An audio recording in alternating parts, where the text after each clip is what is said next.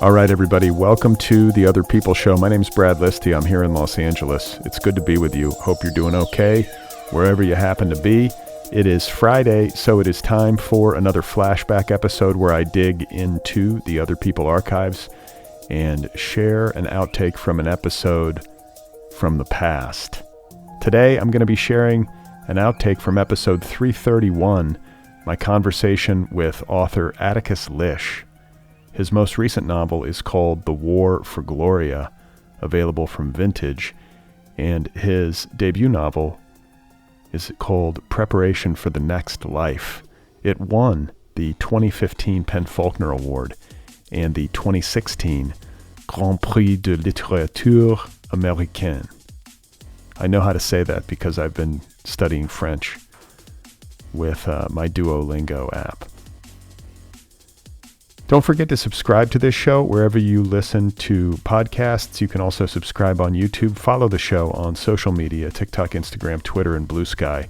I would love it if you subscribed to my weekly email newsletter. You can do that at bradlisti.substack.com. It's free, and it would be great if you joined the Other People Patreon community. Help keep this show going into the future over at patreon.com/otherpplpod. You can also sign up for the Other People Book Club at otherppl.com. Get a new book delivered to your door every 30 days for $9.99 a month. It's less than the cost of a book. I interview all book club authors on this show, so it makes for a holistic and enjoyable literary experience. Today's episode is brought to you by Tin House, publisher of the novel Nonfiction by Julie Meyerson. I just had Julie Meyerson on this show not too long ago. Her novel is excellent. It is an unflinching account of motherhood, addiction, family, recovery, creativity. It's all of these things. It's a brilliant book. Check out the episode with Julie Meyerson and then read her novel, Nonfiction, or read her novel and then listen to the episode. It's your choice.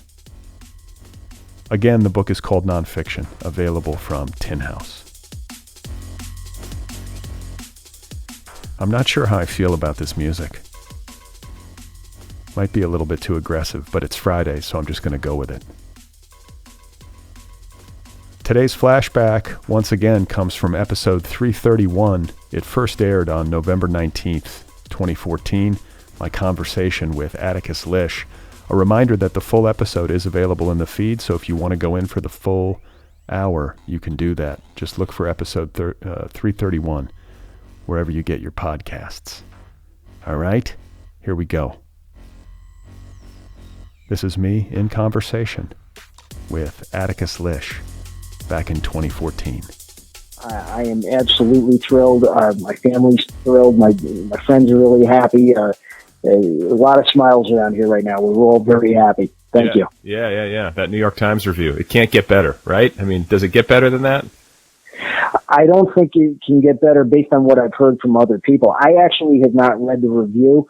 I don't read any of the reviews. My family and friends are really happy about the best that we've gotten, and they're thrilled, so I can tell from them that it's all good. But I'm enforcing a news blackout on myself. You don't read the reviews? No, I don't. And it's not that I'm not really grateful for them. Of course I am. But I just wanted to insulate myself from what's happening out there, really because I want to keep my concentration. I'm working on a second book, and I don't want anything to I don't want the outside world in my head. That's admirable discipline. I think if I got a review like that in the New York Times, I would have it like tattooed on my back. But then I couldn't see it. Maybe that would. I was going to say, someone would still have to read it to you. It would have to be tattooed backwards on my chest, and then I could just look in the mirror and just read it. Well, trust me, a big part of me would like to do the same thing. Yeah. Well, maybe one day down the road, like when you're retired and sitting on the front porch or something, you can go back and read. But it's a good review. I'll tell you that much. Thank you so much. Yeah. Okay, so let's start with the obvious. All right, your name is Atticus, which is the name of the protagonist of one of America's most beloved and most revered novels, and your last name is Lish, and your father is Gordon Lish, who I think a lot of people in the literary world are well aware of. So you're coming into the game with something of a burden of expectation. Do you feel that? Well, I did not actually feel that. And the reason, I think I feel some expectations now that the book has been well received. But when I was writing this book, you have to understand that I was completely isolated from family, from any of the significance that my name might have had. I was just alone. It was me and my wife living together, isolated from almost everybody. I mean, coming to New York was a very alienating experience. We didn't know anyone. We have gradually made very good friends, and we're grateful for that. But when we first came here, I think a lot of people do, I think we just felt at sea. And it was during those days that I was writing the book. I didn't have any connection to anyone like you, for example. I mean, this is, I've had these conversations with literary people who are interested in writing. This is all recent. This is all new to me. When I first came here, there was none of that. So there were also no expectations. Okay. And where did you come to New York from? You sound like you might be from the East Coast or from New York. Well, I did grow up in New York. And where we came to New York from was we'd lived a year abroad in China. This is my wife and me. We had taught English out in China for a year. And, after that, we didn't know exactly what to do next. And we just thought, well, it's kind of a fantasy to move to New York. Let's do it. We'd never lived in New York together. And so we came to New York. And you were in China teaching ESL. Do you speak Chinese? Yes, I do speak Chinese, and that was why we wanted to see the world. And because I spoke Chinese, I felt that we could probably survive in China. So we got online and we found a job teaching English in China. We found it over the internet, and my wife and I just sold what we had and got on a plane and got our shots and went to China. Damn. Okay, that's cool. And you learned China as a kid, or Chinese as a kid? Yes, I did. I learned Chinese at Phillips Academy, Andover, a boarding school near Massachusetts, and incidentally, not that far from where my wife is from. She's from a town in Massachusetts, and we met a few years after that when we were both 18. But yes, I learned Chinese in high school. Mm-hmm. Wow. It just seems, from the outside looking in, I don't know a word of Chinese, but I feel like it seems like it would be a hard language to learn. It is a deceptively easy language in the beginning. The reason for that is because it doesn't have conjugations and declensions. I'd had some experience with French before that, and I had to fulfill a foreign language requirement in high school, and I wanted to not have to memorize the conjugations and declensions, so that made Chinese very attractive. And I also liked kung fu movies, and I was into Jackie Chan and Bruce Lee. So I signed up for Chinese, and it turned out that I just loved it. So when you love something, it doesn't seem that hard. It seemed exotic. It seemed mysterious and exciting for that reason. So I was heavily into it, and I wasn't conscious that it was difficult. But I will say that later, much later down the line, I'm a Chinese translator by profession now, and I have found the Chinese language to be increasingly hard to work with. The more you learn, the more you find out that it's difficult to say what you want in it. It doesn't give you a rule book to go by. You start missing all those conjugations and declensions. And so there are challenges that seem to emerge later with it. Yeah. Okay. It's like the more you know, the more you realize how little you know, that kind of thing. Yes, it is. It keeps receding from you. I think so. Yeah. So childhood. You said you grew up in New York City. Yes, I did. Okay. What was that like? Like, what part of town were you in? Obviously, we know what your dad did. What was your mom up to? Like, what was your life like as a kid in New York? I was a privileged kid. I grew up I was born on East 56th Street, near the Queensboro Bridge. And, when I was around, in first grade, we moved uptown to into the 90s. I'm going to keep the precise address to myself because to protect the privacy of family members. But we moved, to the Upper East Side to a luxury location. And, I went to a private boys' school, near there. And, my upbringing was probably a lot like Little Lord Fauntleroy's. Did you have the haircut? I don't know what haircut he has. Maybe I did. It's like a page boy. It's sort of like, I think, isn't it like the little like shoulder length flip or something, or like just below the ears or something? Okay, well, I don't actually remember, but I would bet yes, probably I did. And so, what I really wanted was a mullet, but you never get what you want. And you should have grown up where I grew up, man. That would have been easy. You could have had one. Well, maybe. No, I mean, trust me, I'm from Indiana. It was the cut. Yeah, that was the cut. Like well, rat tails and mullets. It was like normal, I like all that stuff. And by the way, I do have family on my mom's side in Illinois, and I've spent some time in the Midwest. I got some other relations who are in Missouri.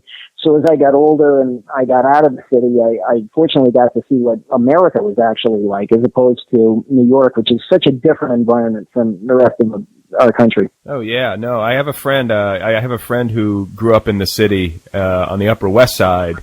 And he and I met when we were in college out in Colorado, and I remember him saying that he had friends who had really never been off of the island of Manhattan all that much, like maybe a trip to Florida to see grandparents or something, but like that was it. Yeah. And so like they would come, they would come out to Colorado to visit him, and it would be like this really like, it would be like frightening almost, the open space and the frontier. Too much space.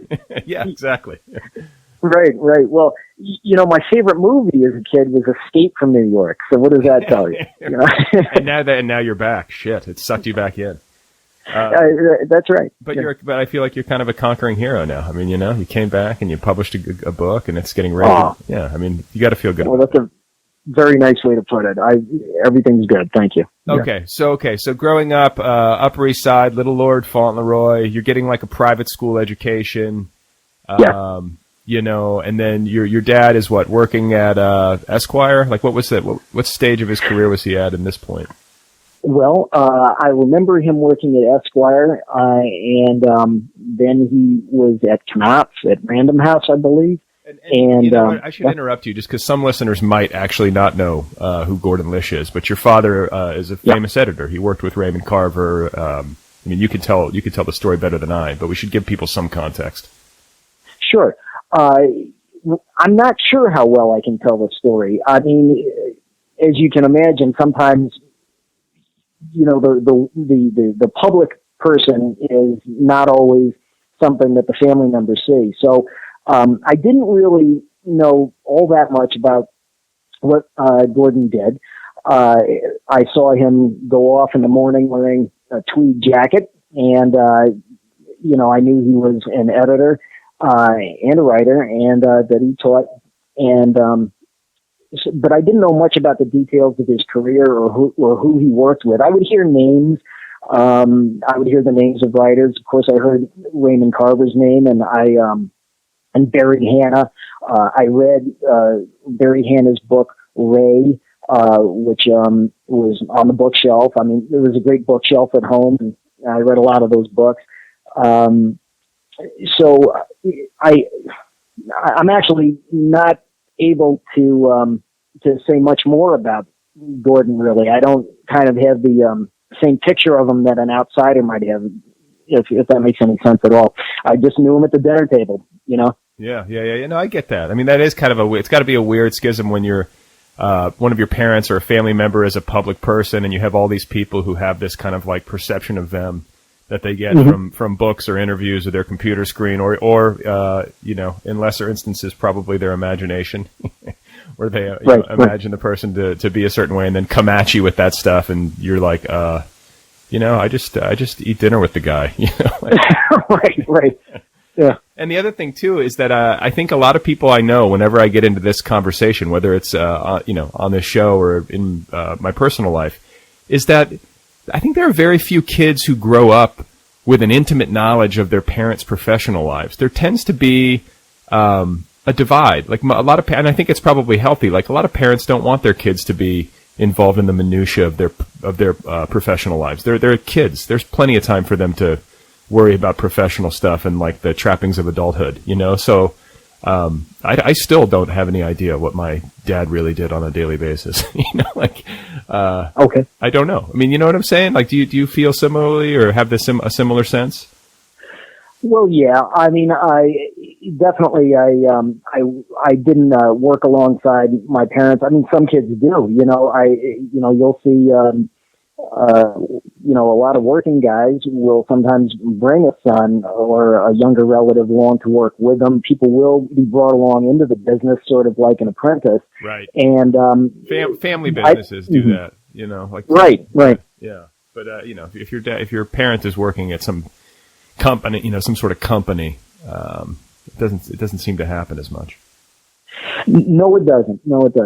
Okay. Probably not. But I will say that I did, I haven't talked about my mom. My mom was a graphic artist, and this was in the days before computers. And so I would see her with the paste up boards. She worked at home. She went freelance, and she would be pasting up type and doing layout and pasting up type and photographs with extreme care to get everything arranged on the page. And she would paste things down using rubber cement and do everything by hand that now is done by computers. So I did actually see her. I saw her at work. Did you get any of that? Do you have any visual art talent? Well, I draw pictures. I've always drawn. I do that for fun, and I probably get that through her. Yeah. Okay. And then, did you have any siblings? I do. I have a brother and two sisters. They are all my father's children from another marriage before my mom. So they're half siblings. Okay. But you grew up with them, or no? Okay. No, I did not. I was raised as an only child. Okay. And then you said you went to a private school on the Upper East Side, and then you went off to Phillips Academy for high school. That's correct. And what was that like? Were you happy to go? Let's see here. Looking back, I really enjoyed Phillips Academy. I'm grateful for it. I have good memories of it. I have memories of my teachers, people that I really have affection for, and also a lot of the young people that I met there. The other students were great. Probably, it was a very positive experience. It was. I mean, one thing was I got to meet people from other backgrounds. I'd meet, young guys from New York who came from the Bronx or came from uptown. And, so, that expanded me culturally. That was good for me, and I was grateful for their friendship. And so was this whenever I hear of East Coast boarding schools, I'm always picturing a Dead Poet Society, everyone's wearing coats and ties, and how formal was it? Was that what it was like? No, it wasn't formal like that. I think you could have found that there. I think, you probably could have joined some kind of singing group or something that wore those outfits. But the Dead Poet Society look, I'd say that my elementary school was much more like that. We did have blazers, and on Fridays we wore them. We had a school crest. We sang Episcopalian hymns on Friday. That was much more Dead Poet Society looking. But at Phillips Academy, it felt fairly egalitarian. I think that there were people from a lot of different backgrounds. I think and that was really good. I mean, you could have found elitist kids at that school. They're certainly there. I think I naturally shunned them, and maybe they probably shunned me too. But I found it very egalitarian, so I liked it. Yeah, okay. And I forgot to ask you, too, because just to dial back on your childhood a little bit, because this is kind of a fun anecdote, but Don DeLillo ripping you off, that happened, right? Well, what he did was I had written some kind of a little journal, a story, it was probably about 3 pages long. I think I went and saw a movie of an animated movie of J.R.R. Tolkien's, I want to say The Hobbit or something like that. This was long before a subsequent movie that they made, which I haven't seen. But back then, there was this great animated movie, and I remember the beginning of it. It had this red sky, and in silhouette, they showed an ancient battle between the monsters and I guess the good guys or something, these knights. And, as a kid, this left an enormous impression on me. So I wanted to create my own story like that. And so I think that's what was in my head. And I drew up a little, illustrated a little story and wrote up a little story and put some drawings in it. So I believe my father must have passed this on to Don DeLillo. And Don DeLillo, I think, from having read his work, is very interested in child language acquisition or something like that. I think he's interested in a lot of things. He's such a big brain, it seems like. Yes, he definitely is a big brain. But I think the interest in language comes through in the book where he uses that, the book, The Names. And so I think that's why he wanted to borrow it. And, I'm honored that he did it. I don't feel ripped off. I jest. You're kidding. I know. I wish he would rip me off today, That's what I'm saying, Please. All right, everybody, there we have it. That was my conversation with Atticus Lish almost a decade ago, episode 331. It first aired on November 19th, 2014. A reminder that the full episode is available in the feed, so if you want to hear the full conversation with Atticus Lish, just look for episode 331. It's there.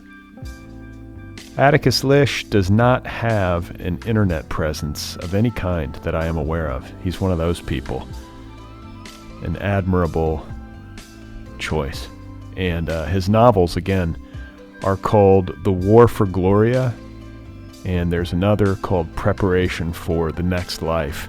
That is the novel in question in this conversation. I was talking to him back when it was coming out. It was originally published by the late Giancarlo Di Trapano and went on to win the Penn Faulkner. Kind of came from out of nowhere. An indie press book winning a big award. Very exciting and very well deserved. It's a brilliant novel. Super powerful. Don't forget to subscribe to the Otherppl Show wherever you listen. You can also subscribe on YouTube. Follow the program on social media, TikTok, Instagram, Twitter, and Blue Sky.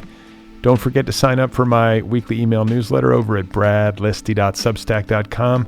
Join the Otherppl Patreon community over at patreon.com/otherpplpod. If you have a couple of minutes and you want to help me out, please give this show a rating and write a little review wherever you listen, Spotify, Apple Podcasts, what have you.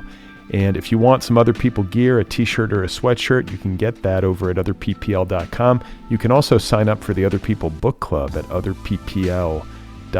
Get a new book delivered to your door every 30 days. I interview the authors on this program.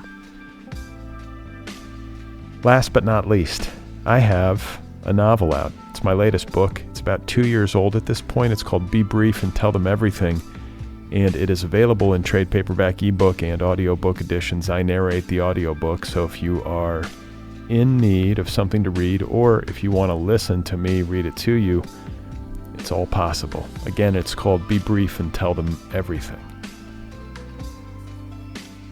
All right, so coming up on Sunday, my guest will be Ishmael Reed. The great Ishmael Reed. I'm very excited to share that conversation with you. We talk about a number of things, but one of the things we talked about centrally was his play entitled The Slave Who Loved Caviar, which is all about Jean-Michel Basquiat and his relationship with Andy Warhol. So get ready for that. Ishmael Reed coming up on Sunday.